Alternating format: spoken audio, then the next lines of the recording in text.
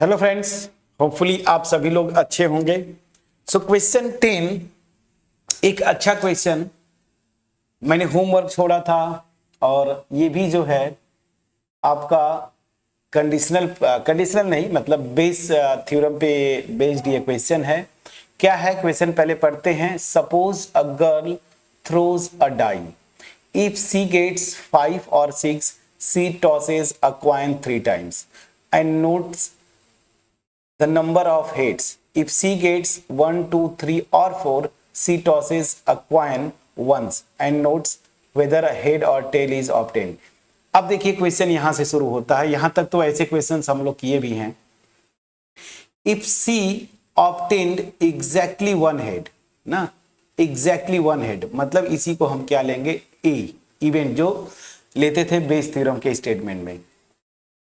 What is the probability that C threw 1, 2, 3 और 4 with a die। ठीक है, तो अब चीजें इतने से बहुत कुछ क्लियर हो गई होंगी। अब यहां पे मैं क्वेश्चन नंबर 10 स्टार्ट करूं। मैं बाकायदे आपका क्वेश्चन नंबर 10 पूरा आपको मैं बताने की कोशिश करता हूं। देखिए वो डाई थ्रो करेगी तो आउटकम कितने आते हैं आपको पता है, टोटल 6 आउटकम्स है, ठीक है ना, टोटल 6 आउटकम्स है। अब यहां पे क्या बोल रहा है, या तो 5 आए या 6 आए। मान लीजिए मैं यही से स्टार्ट करता हूं। चलिए ये हो गया 1 आए या 2 आए, 3 आए, 4 आए या फिर वो 5 पाए या 6। अब देखिए इसी पे इसने कंडीशन लगाया है, अगर 5 या 6 आते हैं तो क्या बोले, सी टॉसेज अ क्वाइन 3 times। उसने एक ही क्वाइन को 3 times टॉस किया, या तो 5 आए या तो 6 आए, इन दोनों में से कोई आए तो वो क्या करेगी, एक क्वाइन को 3 times टॉस करेगी। अब ध्यान दीजिए एक क्वाइन को 3 times टॉस करने पे टोटल 8 आउटकम्स बनते थे। याद करिए मैंने लिखा भी था, हेड हेड हेड, याद करिए, फिर हेड हेड टेल, फिर हेड टेल हेड, फिर टेल हेड हेड, फिर हेड टेल टेल, फिर tail head tail and then tail tail head and then tail tail tail. ये टोटल 8 आउटकम्स आते हैं। काउंट करिए 1 2 3 4 5 6 7 8। ठीक, अब समझिए जब या तो 6 आए या तो 5 आए, उसके बाद उस एक क्वाइन को 3 times टॉस करती है ये। अब यहां से वो नोट करेगी कि कितने हेड आए। अब समझ में आ गया। अब चलिए, अब अगर ये आते हैं या तो 1 2 3 या 4, इनमें से कोई एक आता है तो वो क्या करती है, एक ही क्वाइन बोली है ना, देखिए बोला है सी टॉसेज अ क्वाइन वंस, एक ही बार टॉस करती है तो यहां पे तो आपका या तो हेड आएगा या तो टेल आएगा। कॉन्सेप्ट समझिएगा, ठीक है। अब बोलिए कि वो जब करती है टॉस करती है तो उसके बाद वो क्या है, हेड को, नंबर ऑफ हेड्स को नोट करती है। तो बस अब यहां से आपको क्या करना है, सारी चीजें आपको समझ में आ गया होगा, ये पूरी चीजें मैंने बताया। अब यहां से मैं स्टार्ट करता हूं क्या, इवेंट्स लिखना। सो अब मैं सोल्यूशन यहां से प्रॉपर स्टार्ट करता हूं। तो let E1 be the event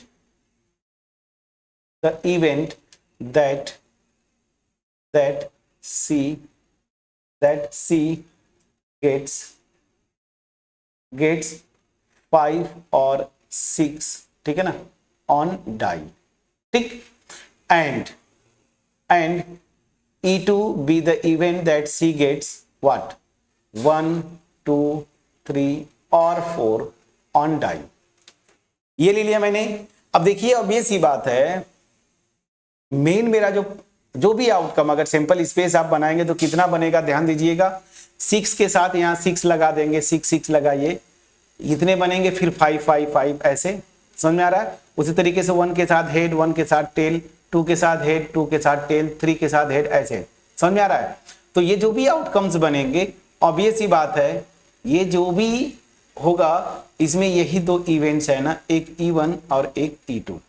यहाँ पे क्या है, E1 या तो 5 या 6, उसके करेस्पॉन्डिंग ये सब कुछ आप लिख लेंगे, और उसी तरीके से E2 इसके साथ इधर, तो ये सब क्या करेंगे, सिंपल स्पेस का पार्टीशन फॉर्म करते हैं। So clearly E1 and E2 form partition of the sample space S। Clearly अब यहां पे जूम कर लीजिए, late A be the event that C obtained exactly one head।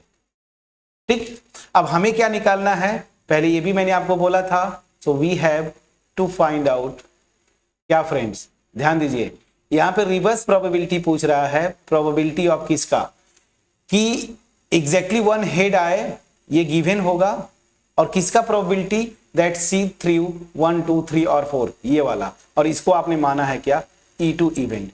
तो आपका रिवर्स प्रोबेबिलिटी पूछ रहा है E2 गिवन A।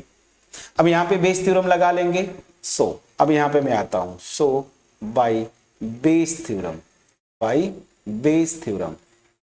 क्या होगा, सिंपल सी बात है, probability of E2 given A, this is equal to probability of E2 into probability of A given E2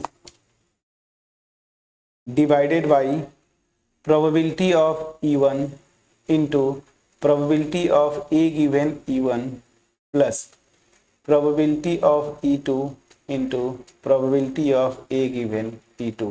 ये हो गया इक्वेशन नंबर 1। अब ध्यान दीजिए, यहां पे सब कुछ सेट है, तो यहां पे हमें अब ये सारी इंफॉर्मेशंस निकालना है। तो we have probability of E1 पहले निकाल लीजिए। E1 क्या है, इवेंट कि C गेट्स आइदर 5 और 6। तो ध्यान दीजिए, जब यहां पे डाई को थ्रो करेगी, टोटल आउटकम कितने हैं, 6। यहां से ध्यान दीजिए, टोटल आउटकम 6 होते हैं, हमें 5 या 6 पाना है, तो 2 इसकी प्रोबेबिलिटी क्या हो जाएगी, E2 का, इसको फेवर करने वाले या तो 5 है या 6, मतलब 2 आउटकम्स डिवाइडेड बाय टोटल 6, मतलब 2/6। तो ये हो जाएगा 2/6। ठीक है, आप इसको चाहें तो 1/3 भी कैंसिल आउट कर सकते हैं, लेकिन आप रहने दें, कैलकुलेशन आसान हो जाएगा। और प्रोबेबिलिटी ऑफ E2 क्या हो जाएगा, ध्यान दीजिएगा, E2 क्या है, 1 2 3 और 4, तो 1 2 3 और 4, तो 4 आउटकम्स फेवर करते हैं आउट ऑफ 6, तो इसकी प्रोबेबिलिटी हो जाएगी 4/6। प्लीज चेक करिएगा। अब मैं आ जाता हूं probability of A given E1, इसकी प्रोबेबिलिटी क्या होगी, A गिवन E1।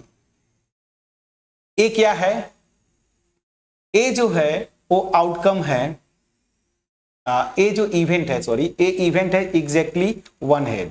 अब ध्यान दीजिए, यहां पे क्या बोल रहा है ना कि कॉइन को, सॉरी, डाई को थ्रो, ये जो प्रोबेबिलिटी है वो क्या है, कंडीशनल प्रोबेबिलिटी दैट कि उसको एग्जैक्टली वन हेड मिले, और प्रोवाइडेड, गिवन क्या है कंडीशन, कि जो डाई है वो या तो 5 शो करे या तो 6 शो करे। तो 5 या 6 शो करेगा, तो यहां पे देखिए एग्जैक्टली वन हेड कहां कहां पे आ रहा है, मैं आपको दिखाना चाहता हूं। तो एग्जैक्टली वन हेड यहां पे आएगा, देखिए एग्जैक्टली वन हेड यहां पे आएगा, और एग्जैक्टली मतलब 3 आउटकम्स होंगे जहां पे एग्जैक्टली वन हेड आएगा। मैं समझा पा रहा हूं नहीं, प्लीज बोलिएगा। अच्छा, दूसरी चीज ये कि जैसे अगर यहां पे उस तरीके से लिखते हैं कि 6 के साथ ये सब, फिर 5 के साथ भी ये सब, तो टोटल आप देखेंगे टोटल 16 हो जाएगा ना, 6 के साथ 8 और 5 के साथ भी 8, टोटल 16 हो जाएंगे। तो 16, 6 के साथ भी ये 3 आएंगे, 5 के साथ भी ये 3 आएंगे, मतलब टोटल अगर ऐसे देखें तो 6/16 हो जाएगा। तो मैं ऐसे न करके, मैं ये कही इसको इग्नोर करके बस इतना ही लेता हूं, यहां से 3 और टोटल कितने हैं 8। तो आप देखेंगे ये दोनों सेम है ना, इसको 2 से कैंसिल करेंगे तो एग्जैक्टली वही आता है। तो मैं यही ले लेता हूं 3/, मतलब क्या हुआ, मैं इसको 6 के साथ ऐड नहीं करता हूं, 5 के साथ नहीं, मैं इसी के साथ कर देता हूं, तो 3/8 होगा। तो सीधे सीधे आप लिख दीजिए, या फिर मैं प्रॉपर कर देता हूं, कैसे समझिएगा फ्रेंड्स, यहाँ पे 6 ये सब, फिर 6 6 6 करेंगे, जैसे 6 आ गया तो फिर कॉइन को 3 टाइम्स करेगा, तो ये फिर ये फिर ये, तो 6 6 6 कर दीजिए। उसी तरह से 5 5 5, तो 6 के साथ 8 और 5 के साथ 8, टोटल 16 आउटकम्स आएंगे ना, तो मैं वही कर देता हूं। तो उस केस में कितना होगा, 6 के साथ 3 एग्जैक्टली 1 हेड और 5 के साथ भी, तो टोटल 6 हो जाएंगे। तो मैं सीधे लिखता हूं 6/16 और ये क्या आ जाएगा, 3/8। प्लीज चेक करिएगा, ये आ गया। उसी तरीके से probability of A given E1 A given E2। अब यहां पे ध्यान दीजिए, 1 आए तो 1 के साथ हेड, फिर 1 के साथ टेल, 2 मतलब दो का कॉम्बिनेशन बनेगा, 2 के साथ भी 2, 3 के साथ भी 2 और 4 के साथ भी 2। तो टोटल कितने बनेंगे, टोटल 8 बनेंगे। और यहां पे ध्यान दीजिएगा, हर एक के साथ हेड आएगा ना, 1H एक ही हेड, 2H, 3H, 4H, तो टोटल 4 आउटकम्स होंगे एग्जैक्टली 1 हेड के लिए, ठीक है ना। और सैंपल स्पेस में यहां पे जो साइज बनेगा वो कितना बन जाएगा आपका 8। तो मतलब क्या हो गया, 4/8। तो ये हो जाएगा 4/8 और 4/8 मतलब 1/2, ठीक है ना। इसको भी चाहें तो आप सिंप्लीफाई ही कर लीजिए ताकि कैलकुलेशन आपको अब आसान दिखे। तो इसको मैं लिख दूं 1/3, प्लीज चेक करिए, और इसको 2/3, ठीक है ना। चलिए अब उठा के ये सारे डेटा जो है यहां इक्वेशन 1 में आप रखेंगे। So using above data in 1 we get, क्या हो जाएगा, बस आपकी प्रोबेबिलिटी आ गई E2 given A1, E2 given A, इसमें रखेंगे। P ऑफ E2 कितना है, देखिए 2/3 multiplied by P of A given E2, P of A given E2 क्या है, 1/2 divided by P of E1 कितना है, 1/3, प्लीज चेक करिएगा, multiplied by P of A given E1 कितना है, 3/8, प्लीज चेक करिए, प्लस P ऑफ E2 वो आप ऊपर लिखे हैं 2/3 मल्टीप्लाइड बाई 1/2। बस फ्रेंड सिंप्लीफाई करिए, आंसर आपके सामने है, प्लीज चेक करिएगा। 2 से कैंसिल हो जाता है, यहाँ पे 1/3 डिवाइडेड बाई, ये 3 से कैंसिल होता है 1/8 प्लस 2 से कैंसिल होता है 1/3। तो this will be 1/3 divided by 24 होता है, ठीक है। सो ये हो जाएगा 3 और ये हो जाएगा 8।